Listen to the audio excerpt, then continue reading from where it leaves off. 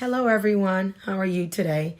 This week on Relationships Unveiled Podcast, powered by KO Women Leadership Academy, we're talking about 10 signs of a healthy relationship. My name is Kane Deoniru. I am a mom.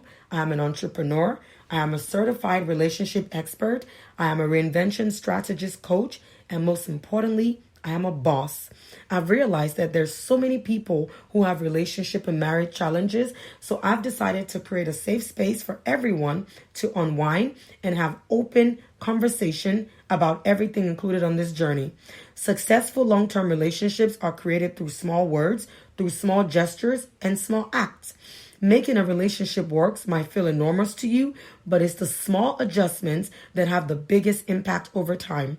So whether you're single, whether you're married, you're dating, you're courting, you're separated, you're divorced, or you're widowed, this is a space for you to learn from me while I'm keeping it real.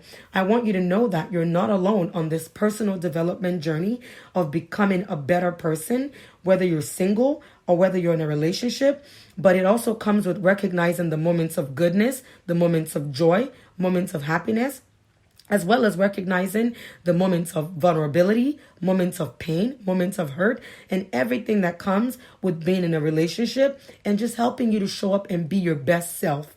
Now, love is the most important thing in our lives, right? But yet we're taught so little about love. Now, Relationships Unveiled, powered by KO Women, is on a mission to change that. We're here to educate you about healthy and unhealthy relationships while empowering you to identify them and avoid abuse and learn in general how to love better. Right, guys? So join me for the next 20 or 30 minutes and we're going to unpack everything that you need to know. Now, I know that love is special. Love is kind. Love is good. Love is patient. Love is everything that they've taught us that it should be. But the reality is that sometimes our expectation is just unrealistic when it comes to love. Now, this is why I believe that we need something called Relationships 101. And these are for the couples that are just getting married, or basically things they don't teach you in school about just love or relationships in general.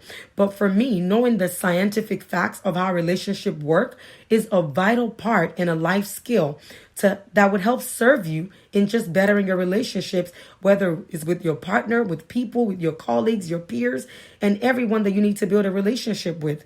Now, there's a common misconception about relationship, and it starts with people thinking that we can live happily ever after. Now, I know that if you're like me, I live in this La La Land in the Disney movies, just as children, where we're told that it's easy to simply settle down with a partner or even get close to friends, or they'll bring you happiness with no strings attached, no complications, no fight. That is the biggest misconception ever, guys. Okay?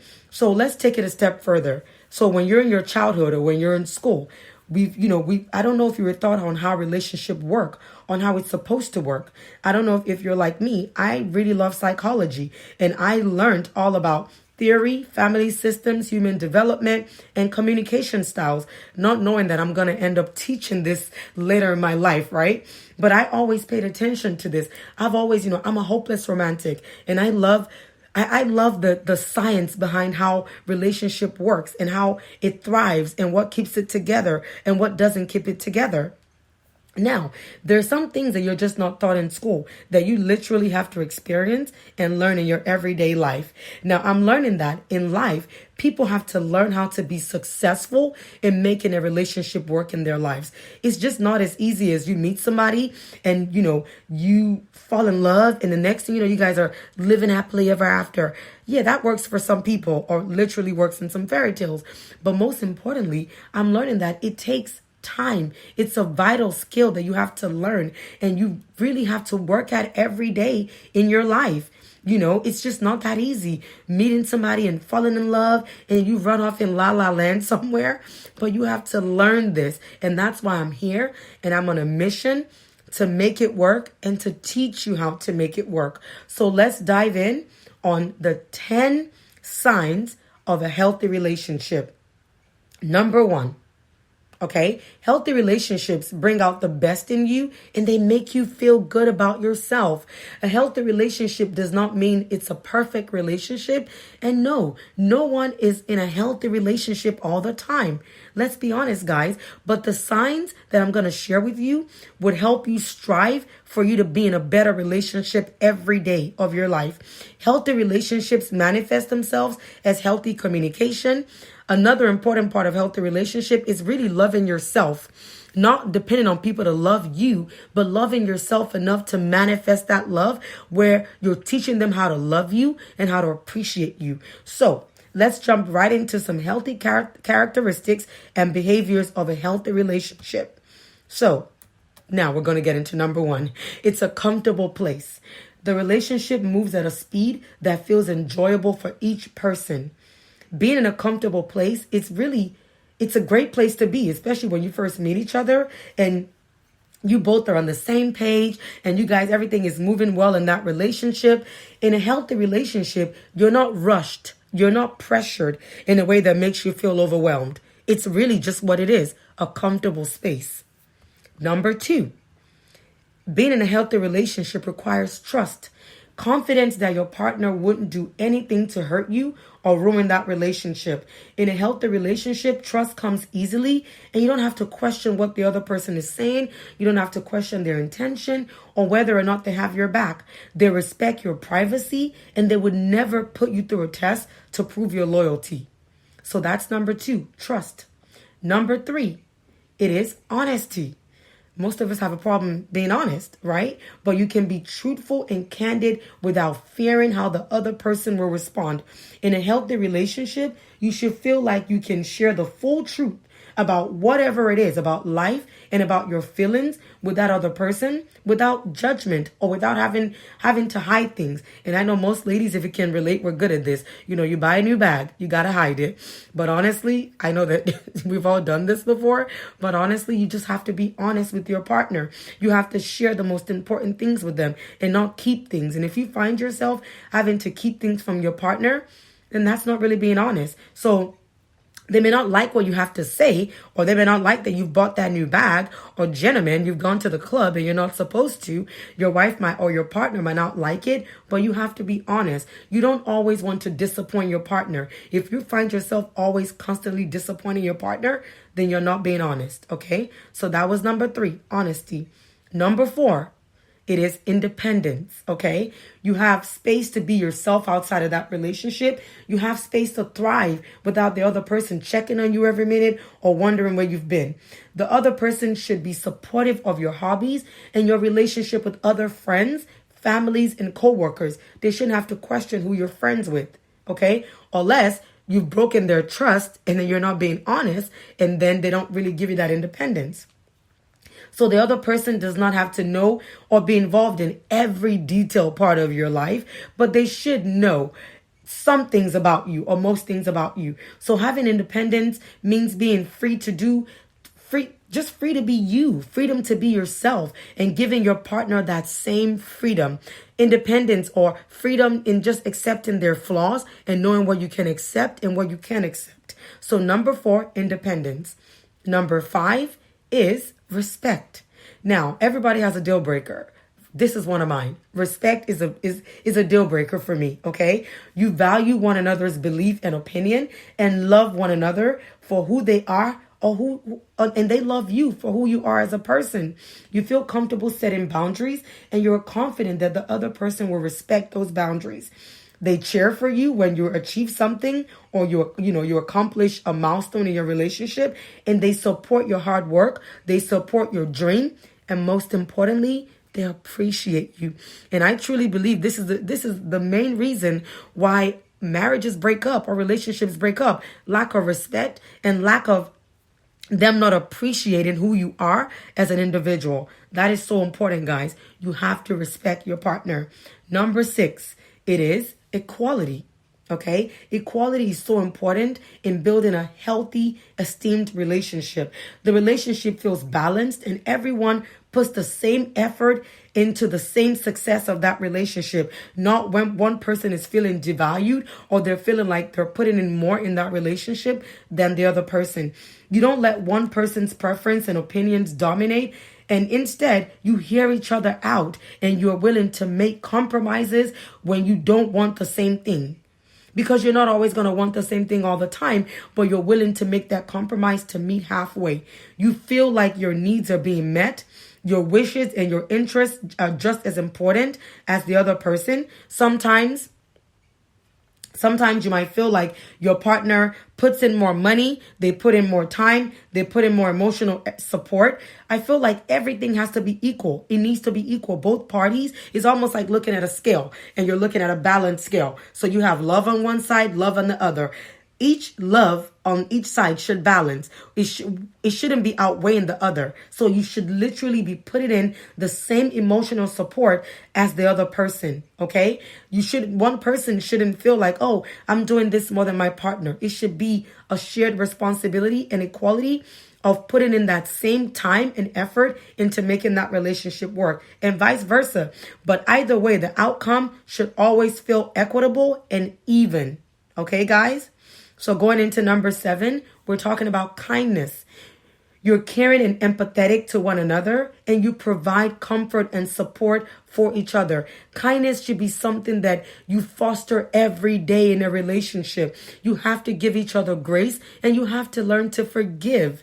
Okay, guys? So in a healthy relationship, the other person will do things that would make you happy. Kindness should be a two-way street. It's given and returned in your relationship. It's almost as equality. You give kindness, you take kindness. You give, you take. Not that one person is giving and not taking back or not, receiving it. Kindness should be equal from both ends. Okay, guys?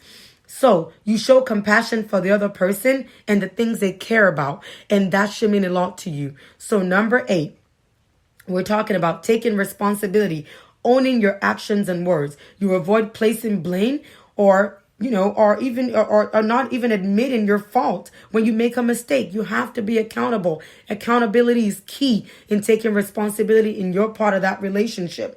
So you genuinely apologize when you've done something wrong, and you continually make that positive change to work better in that relationship. Not that you continue hurting your partner and you're not taking accountability and you expect them to forgive you. I'm sorry, that's absurd.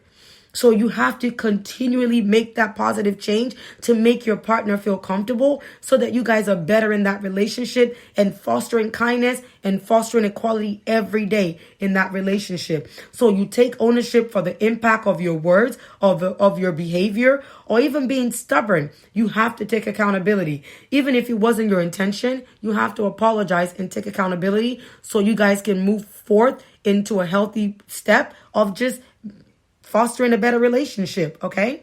So number 9, it is healthy conflict. Now, let's be honest.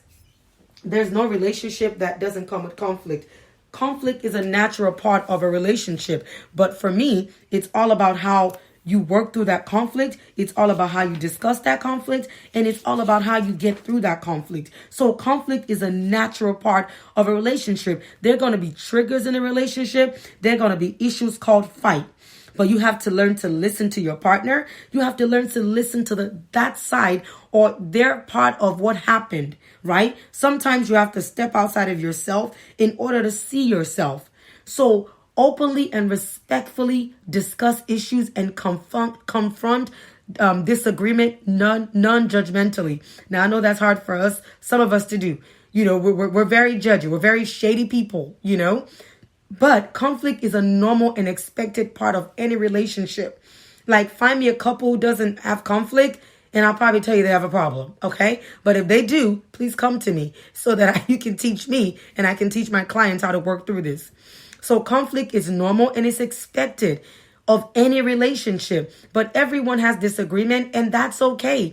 But a healthy conflict, it's recognizing the root cause and addressing it respectfully before it escalates into something bigger. No one should belittle or yell at anyone during an argument. Okay? I know I'm preaching to the choir, and I'm still learning this, but nobody should belittle or yell during an argument. So having a conflict is it's okay for couples to argue.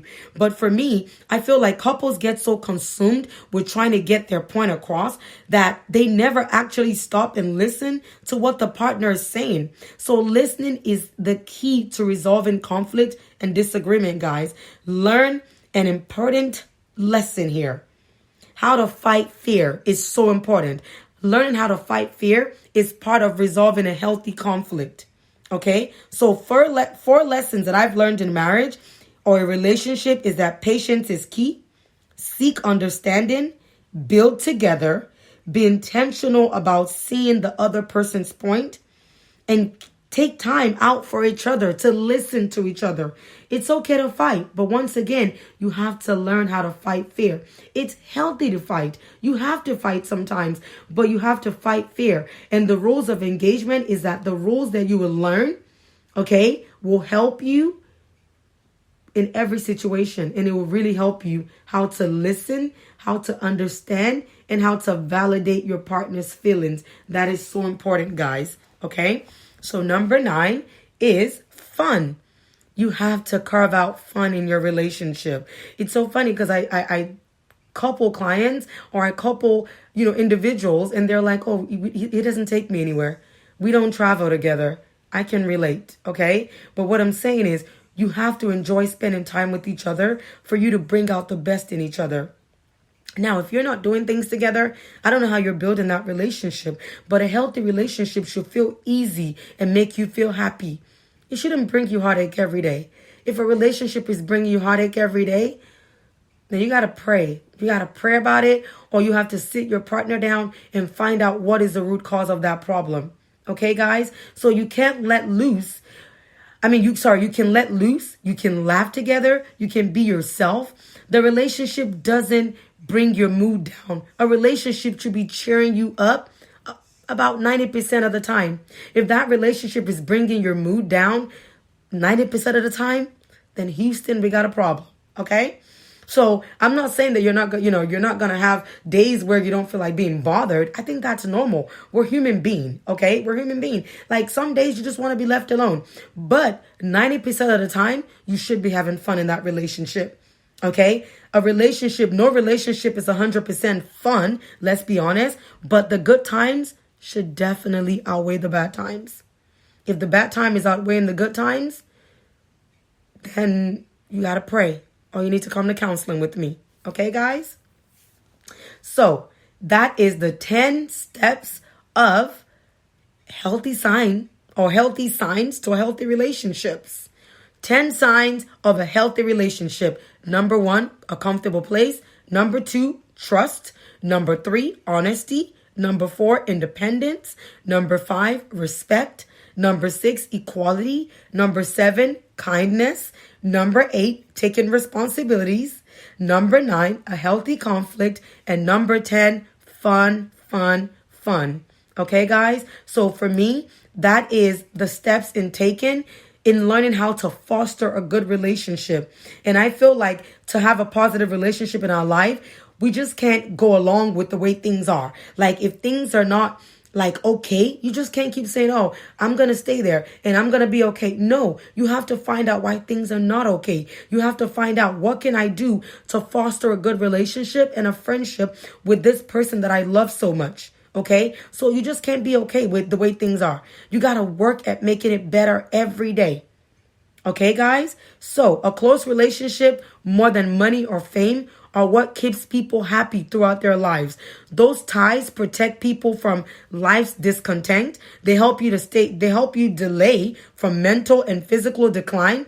And also, they are better predictors of long and happy lives in our social class and also within our peers. So you have to foster having a great relationship every day, guys. That is so important. So you might ask, how do relationships work? And how can I build on a positive relationship every day?